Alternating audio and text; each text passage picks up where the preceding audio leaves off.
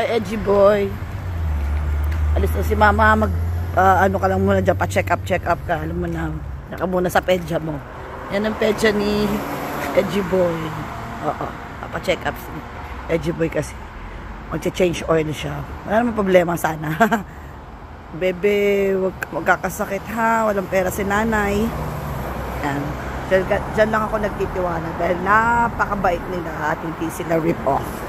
Naalagaan lang ng mabuti ang aking baby boy na si Edgy boy. Kaya kung kayo ay naghahanap ng honest na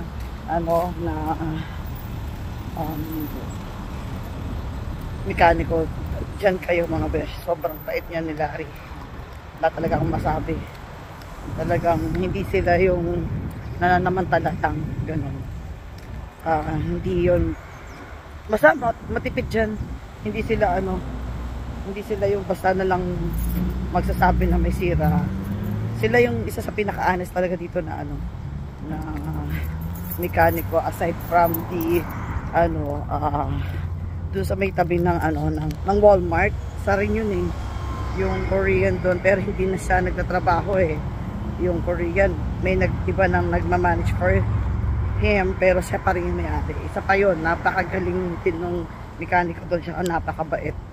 Yun yung mga honest na mekaniko dito sa Langford.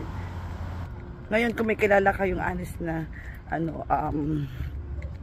mekaniko dito sa Langford, mag-comment lang kayo down below para naman matulungan yung ating mga kababayan na dito na Langford na pakilala din sila kasi syempre kailangan natin yung mga ganyang mga mababait na hindi tayo lolokohin pagdating sa ating mga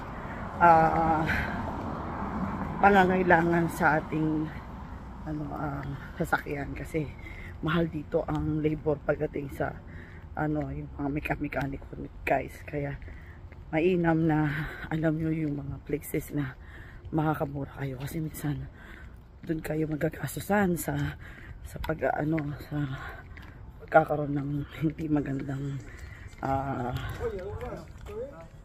ay, cute naman ng mga aso. Kakamukha yung aso nila. Ang cute. Tropa lang.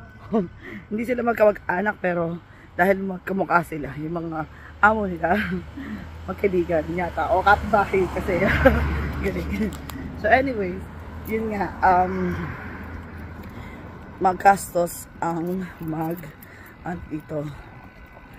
magpa-check sa may biya dito, nakakatakot.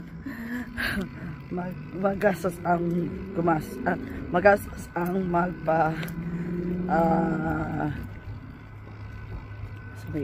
dito FTT joke. Yung alam mo yung walang bahay. Nakasunod ako dati, may nakita ang walang bahay dito pero maganda pugaran to ng mga walang bahay para hindi sila mapapahamak. Wala naman kayo po bablitahin sa ahas. Hindi naman ito masyadong malaki para pugaran din ng ng bear and ng cougar. Anyways, back to the topic. Kailangan yun, naroon ka rin maghanap ng mga mekaniko na hindi kayo lolokohin dahil hindi mahal ang usually mga parts ng sasakyan dito sa Canada.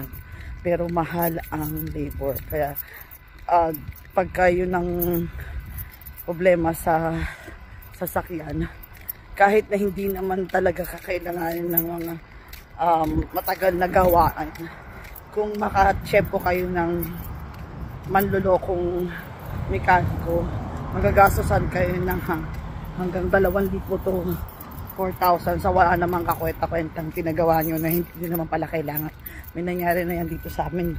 Kaya sabi ko, naku, maswerte kami kasi yung aming mekaniko, kung hindi talaga kailangan, hindi nila i-recommenda. Yun lang. So, sana ay nakatulong ang video na ito guys. Lalakad ako ngayon.